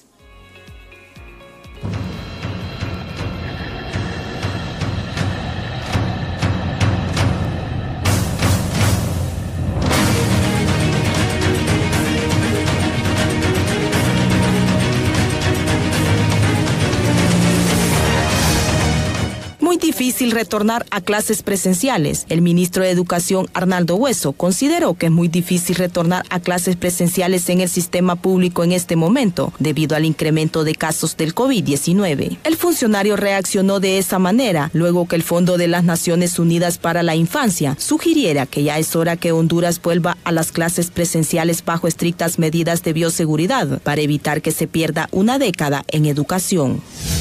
Servicio de Administración de Rentas innova en la atención al público. El Servicio de Administración de Rentas presentó una nueva plataforma digital que permite a los contribuyentes realizar una serie de trámites desde la comodidad de sus oficinas, sin tener que arriesgarse al contagio de la COVID-19. Guzmán detalló que mediante este sistema de citas personalizadas, los contribuyentes podrán tener acceso a servicios como consultas de facturación, temas de notificaciones, la recepción de las declaraciones, trámites de cuenta corriente y todos los trámites de cobranza. Energía Honduras denuncia que pretenden ponerle fin al contrato de manera ilegal. La empresa Energía Honduras ofrece 3 opciones de salida al contrato de reducción de pérdidas, argumenta atentando a la inversión y calcula una indemnización por alrededor de $700 millones contra el Estado. El gerente de la concesionaria, Ricardo Roa Barragán, expuso las salidas a esta problemática, donde mencionó que las autoridades de la estatal eléctrica están afectando el accionar de Energía Honduras, amparadas en un decreto que le quita poderes al Comité del Fideicomiso de las Alianzas Público y Privadas. En un 20% baja la positividad del COVID-19 en triaje de Infocun. En el centro de triaje del Instituto Nacional de Formación Profesional bajó la positividad en casos del COVID-19 en la presente semana. Por su parte, Martínez explicó que esperamos que esas cifras sigan bajando, lo que sería de alto beneficio para la población y para nosotros. El mensaje siempre es el mismo: tomen conciencia de la grave situación que experimenta el país si desean salvar sus vidas. Para Hola Honduras, les informó Isolina Méndez. Este es un contacto en vivo en Hola Honduras. Nos enlazamos en vivo a esta hora de la mañana hasta la zona norte del país con nuestro compañero Samuel Cuello. Se reporta lamentablemente pues una fuerte colisión en donde varias personas han salido lesionadas. Samuel, vamos con usted para que nos dé el reporte. Buenos días una vez más.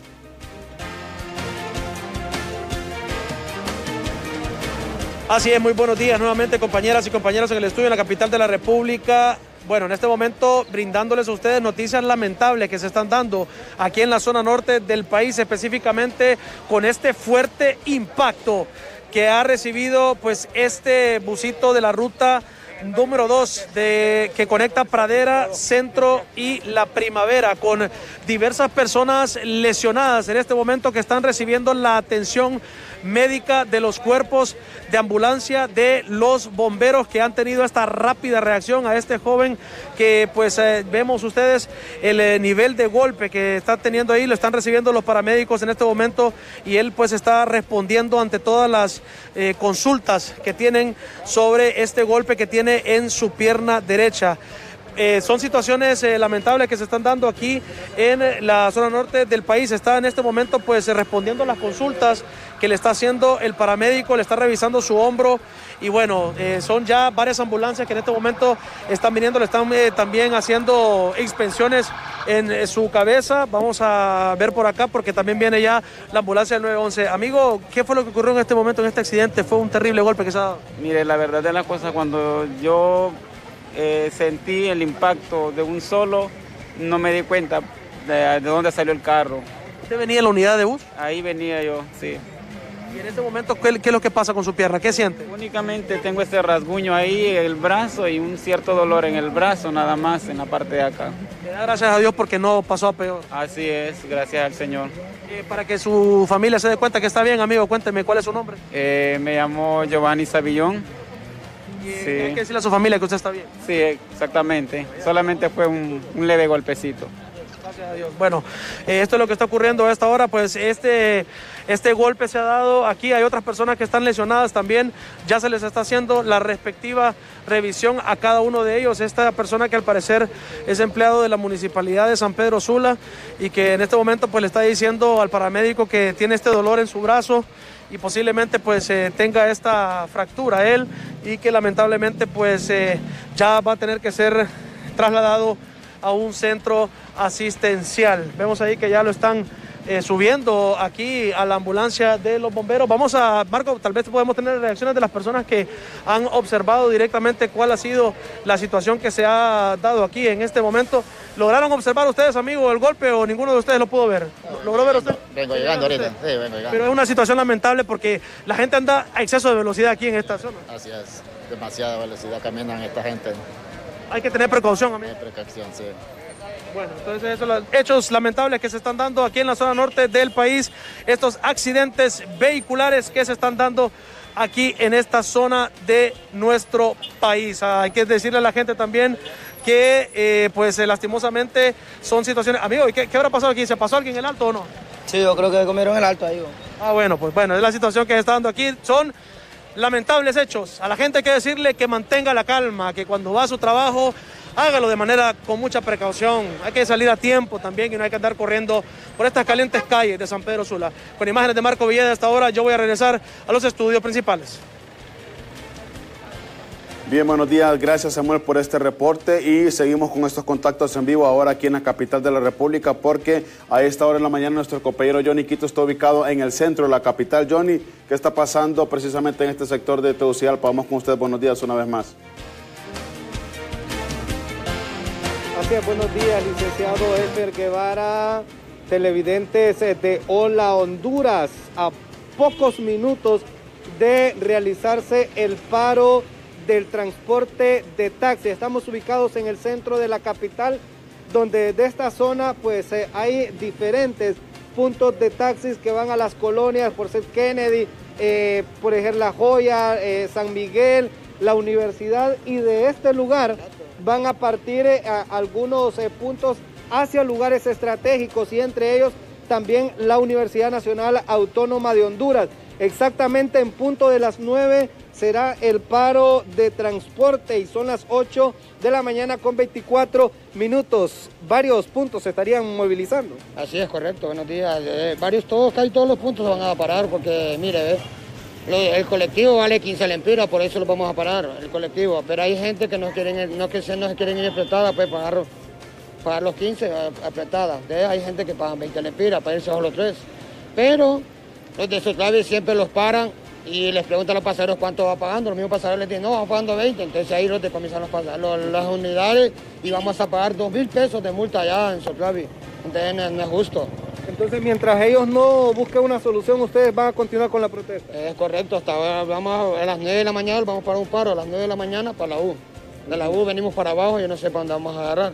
Por eso llevando los 4 pasajeros lo mismo, porque los de Soclavi los paran siempre y les preguntan a la gente y siempre les decomisan los carros. Y son 2,000 pesos. ¿Y a dónde va a pagar unos 2,000 pesos en esta ciudad como estamos ahorita? Y eso que ha llegado a concientización de los pasajeros y el conductor. Es correcto, pero son los de los pasajeros que dicen que van a pagar 20, ellos van. No es uno que va diciendo que va a pagar, son ellos porque no quieren ir apretados. Ok. El punto que estamos viendo en este momento, ¿hacia dónde va? Este va para el Hato. El Hato de en medio, sí. Hato de en medio. El Hato, centro. Ajá, el centro. Y la corte. ¿Cuántas unidades son las que aproximadamente brindan el servicio de transporte aquí? Mire, no sé cuánto, porque como yo lo abro la puerta y cierro, yo no sé cuántas unidades hay. Ahora ahí yo lo cierro puertas y ¿para dónde van? Bien, muchas gracias. Y bueno, esto es lo que está ocurriendo y vamos a hacer un paneíto aquí con Luisito Cárcamo.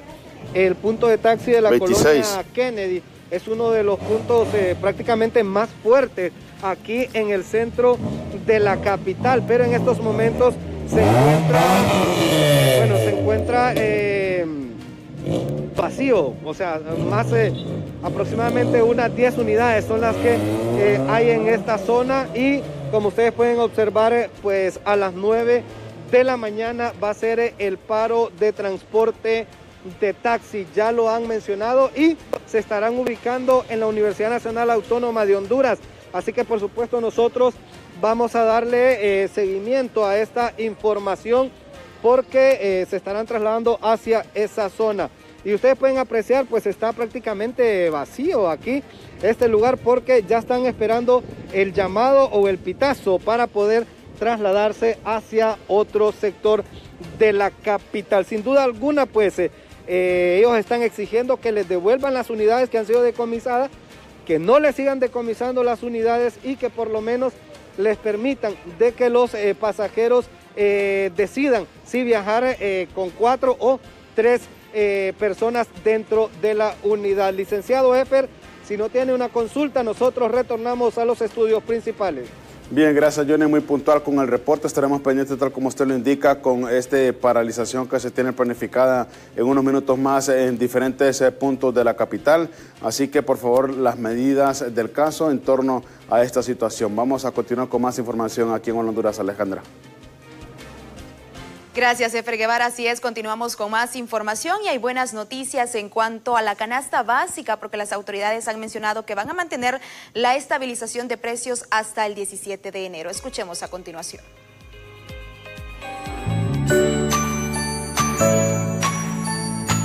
Autoridades de la Dirección de Protección al Consumidor informaron que la más reciente estabilización de precios a los productos de la canasta básica continuará vigente hasta el próximo 17 de enero. La última estabilización de precios sucedió antes de las fiestas de Navidad y fin de año para evitar especulación de precios por parte de algunos comerciantes. Asimismo, autoridades revelaron que se está vigilando que el cilindro de gas LPG continúe vendiéndose a 238 lempiras, el de 25 libras. Al respecto, también comentaron que se tienen 358 actas listas para ser imputadas, tanto en Tegucigalpa como en San Pedro Sula, 268 en la capital y 90 en la zona norte, ya que se han recibido expedientes por parte del Ministerio Público donde se reciben denuncias por parte de algunos abusos en precios de la canasta básica. Las actas se levantaron durante el 2020 a los comercios residentes con el no cumplimiento de la estabilización de precios y será precisamente el Ministerio Público quien aplique las sanciones correspondientes.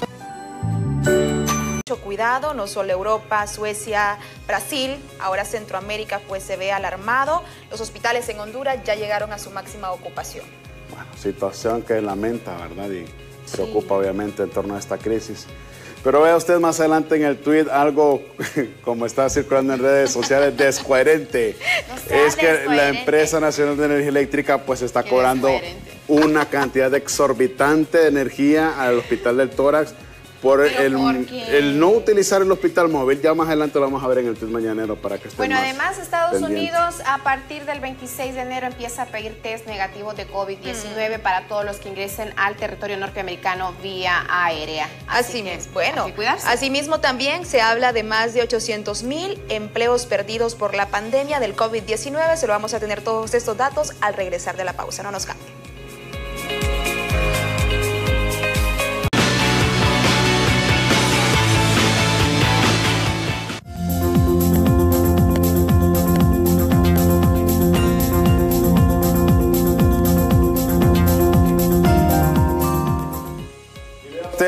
Vea usted lo insólito de esta situación precisamente cuando la Empresa Nacional de Energía Eléctrica pues ha decidido cobrar una gran cantidad, por no decir millonaria cantidad de dinero al Instituto Nacional Cardiopulmonar, el Tórax. Esto después de que el hospital móvil aquí en la capital pues esté prácticamente inservible y no esté utilizado. Más de 500,000 lempiras, así como usted lo está escuchando, fue el recibo o la factura eléctrica que le llegó a las autoridades del Hospital del Tórax, y las mismas pues en sus redes sociales, específicamente en Twitter, pues han decidido denunciar lo que llaman ellos atropello, porque pues obviamente el hospital no está funcionando y por supuesto es ilógico de que se les cobre una excesiva y exorbitante cantidad de dinero cuando el hospital pues no está en función. La doctora Suyapa Sosa, quien es pues una médico reconocida en este Instituto Nacional Cardiopulmonar, pues ha puesto en su cuenta de Twitter: hay que seguir denunciando las atrocidades a las que somos víctimas. Saben que nos está cobrando la empresa de energía eléctrica la cantidad, escuche bien usted, de 530,000 lempiras por alumbrar unas latas inservibles que están al lado nuestro, un hospital que no funciona. 530,000 lempiras. Esa fue la cantidad por la que les llegó la factura de energía eléctrica hace unas horas pues a las autoridades del Instituto Nacional Cardiopulmonar, y obviamente las autoridades pues se muestran indignadas porque el hospital móvil está completamente inservible, está sin utilizar, por lo que entenderemos que no tiene pues tendido eléctrico y el mismo no tendría por qué estar consumiendo. Miren, esta es una situación que obviamente preocupa y llama mucho la atención de las personas, de la sociedad hondureña, de las autoridades, de diferentes actores en el país, porque obviamente estos hospitales los seguimos esperando todavía que estén en su máxima capacidad, que estén funcionando, atendiendo a la población. Mire usted qué paradójico, va a llegar la vacuna en las próximas semanas, en los próximos meses, y los hospitales van a seguir sin funcionar. Bueno, son las cosas que pasan en nuestra Honduras, son las cosas que no tienen coherencia en nuestro país. Vamos a continuar con más información aquí en Honduras. Setel Valladares. Bueno, y la pandemia del COVID-19 ha dejado drama, dolor y llanto en nuestro país, y también la tasa de desempleo es muy alta. Las autoridades hablan aproximadamente de 800,000 empleos que se han perdido desde que comenzó la pandemia del COVID-19 en Honduras, y se lo presentamos en Imagen del Día.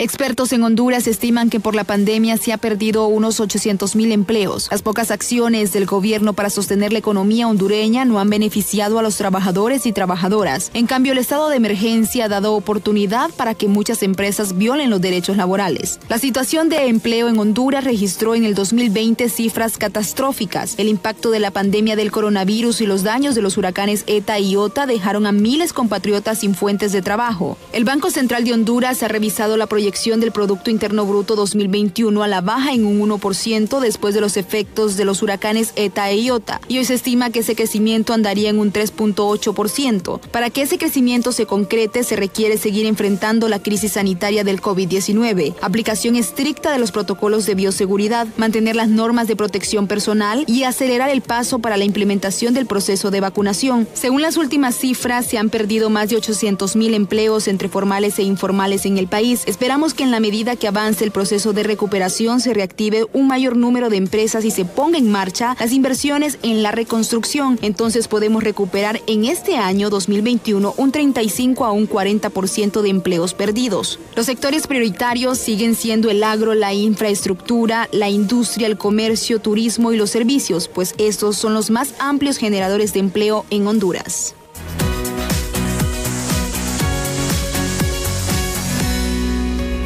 Bueno, no solo lo de la pandemia, de las PCRs en Estados Unidos, también el desempleo en nuestro país son cosas alarmantes y preocupantes, chicos. Miren, este tema de las PCR en las fronteras, en otros países, obviamente es algo normal. Tenemos que entender de que la situación no es la misma desde hace más de un año, entonces hay personas que se molestan porque piden estas pruebas, pero para entrar a otros países, lo más propio es no viajar, al menos que sea por cuestiones de trabajo o cuestiones médicas, ¿verdad? Es lo mejor.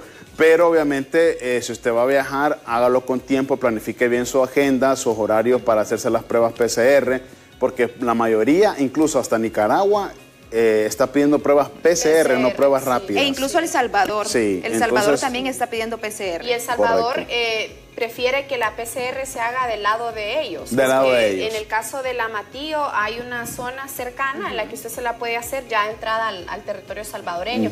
Sinceramente, ustedes ya a conciencia creo que lo mejor es no viajar. Sí, definitivamente. Si no tiene que viajar obligatoriamente, como le dice Éfer, o no tiene usted que, si es una mujer o hombre de negocios, que tiene que estar pues constantemente tomando un avión para pues dirigirse a algún destino, no viaje, porque el problema son las nuevas cepas, y por eso Estados Unidos decidió empezar a pedir pruebas, porque dice que el problema no es el coronavirus anterior, a ellos les preocupa el masivo contagio por las nuevas cepas, que son cada vez mayores. Más agresivas. Es que lo creo que aquí, así como nos aguantamos tanto tiempo en confinamiento, creo que podemos aguantar un poco más el no viajar, el mantenernos en casa, si no es necesario no hacerlo. Correcto. Pero hay personas que lo están haciendo porque dicen, bueno, pasé más de 8 meses encerrado, más de 7 meses encerrado y quiero viajar. Pero el problema, ¿cuáles son las consecuencias que va a traer ese viaje? No solo para usted, no solo para su familia, sino para la población en general. Sí. Con solo que una persona aquí en el país salga confirmada con una nueva cepa, eso es para nosotros va a ser un desastre crítico. Si ya los hospitales están en su máxima ocupación de pacientes,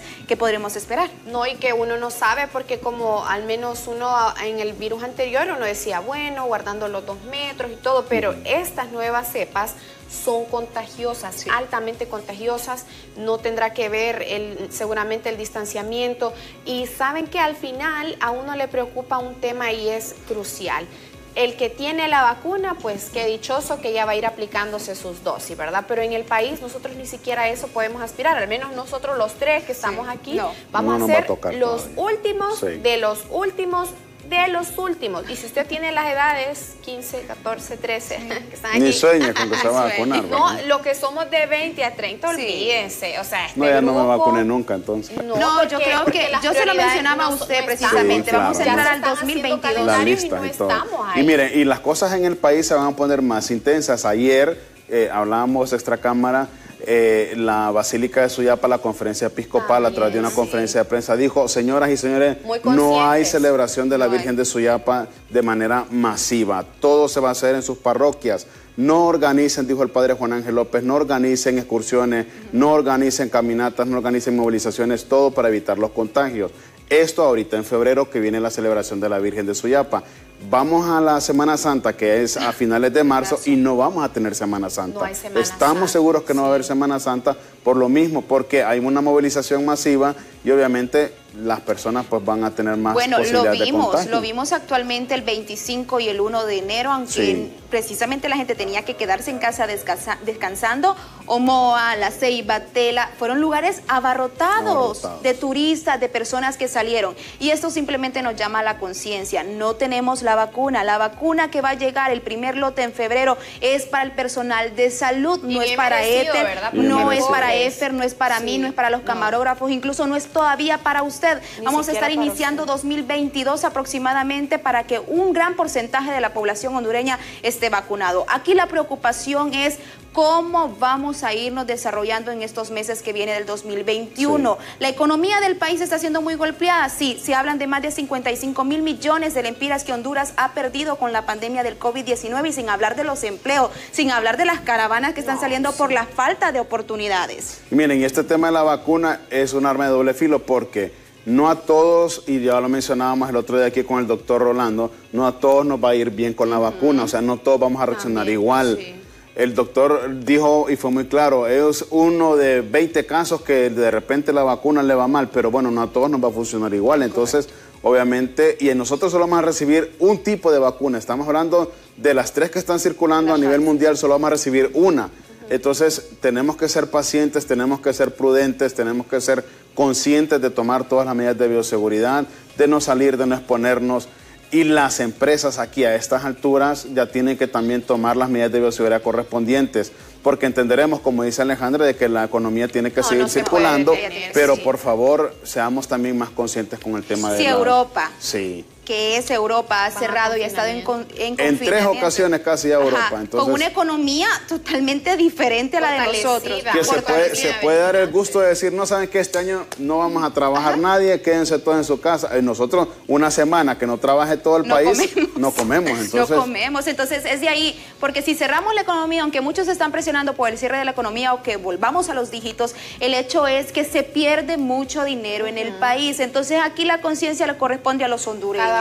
A cada uno, y mientras no entendamos la gravedad del asunto, lo que es el COVID-19 y lo que puede ser la nueva cepa en Honduras, vamos a estar literalmente, popularmente hablando, fregados. Y creo que es bien correcto el momento de decir no se visiten en grupos no hagan fiestas. No hagan fiestas. Sigue pasando, y fíjense que me gustó una disposición que leí en Colombia, que el gobierno dice que a partir de este mes todo aquel ciudadano colombiano que se encuentre participando en una fiesta o que sea reportado va a participar como voluntario obligatorio. Escuchen bien esta palabra, en hospitales, atendiendo a personas que tienen COVID. Y usted dirá, ¿a mí por qué me van a llevar si nadie me manda? Pero fíjese que solo así, de repente estando ahí, en ese centro de batalla viral, tan fuerte de ver esas personas tan afectadas, tal vez la gente puede tomar conciencia de que no puede estar haciendo fiestas o tomársela como que estas son vacaciones prolongadas. Vamos a hacer nuestra última pausa, chicos. Al regresar vamos a regresar con Mundo Insólito, valga la redundancia de palabras.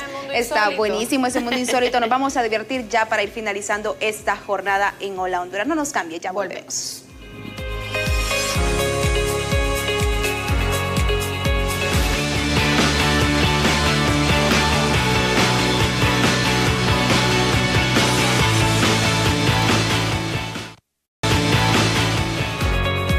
Bueno, y se viene Mundo Insólito que nos trae esta mañana. Bueno, fíjense que apareció el perrito de Chuck Norris, están diciendo en las redes sociales. Es que les voy a contar, fíjense que estaban unas personas disfrutando, ¿verdad? De un parque en la India, de un parque como natural, de un paseo, y de repente vieron que había como una batalla, hay leones, obviamente, entonces con seguridad se acercaron así a prudente distancia y vieron que era un león dándose en la madre con un perro. Pero el perro no soltó, o sea, ven ustedes como la Biblia, como David y Goliat, el perro empoderado en su papel de perro le dijo, ¿quién aquí manda estoy. Yo soy fuerte también. Exacto, y también la historia de un pues talentoso joven en Brasil que hace motocicleta de papel reciclado en tamaño natural. Wow, ¿se imagina? interesante. A escala natural, qué lindo, veámoslo aquí en Mundo Insólito. No subestimen a los perritos. No, Wow. ¿Quién ganó? Qué descoherente. Perdone, ay, disculpe. No, pero es que cuando uno se empodera en su papel, es imposible. Óigame, pero qué no interesante. subestimen a los perritos. Y se fijó que bufón el perro, ¿verdad? No, literal. No, es que la leona le dice, y él como, ¿qué? Óiganme, pero con solo una mordida de la leona es cabal para terminarlo. No, un zarpazo. Deje la mordida, o solo la... Sí, yo creo que yo un bocado de un tigre soy un león. Si uno con una gruñada de un gato está ahí llorando. Pero bueno.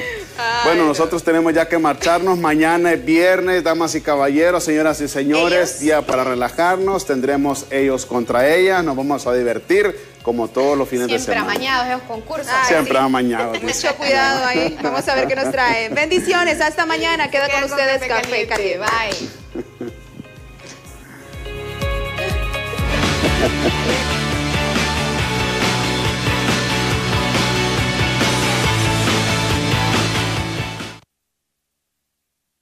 Jueves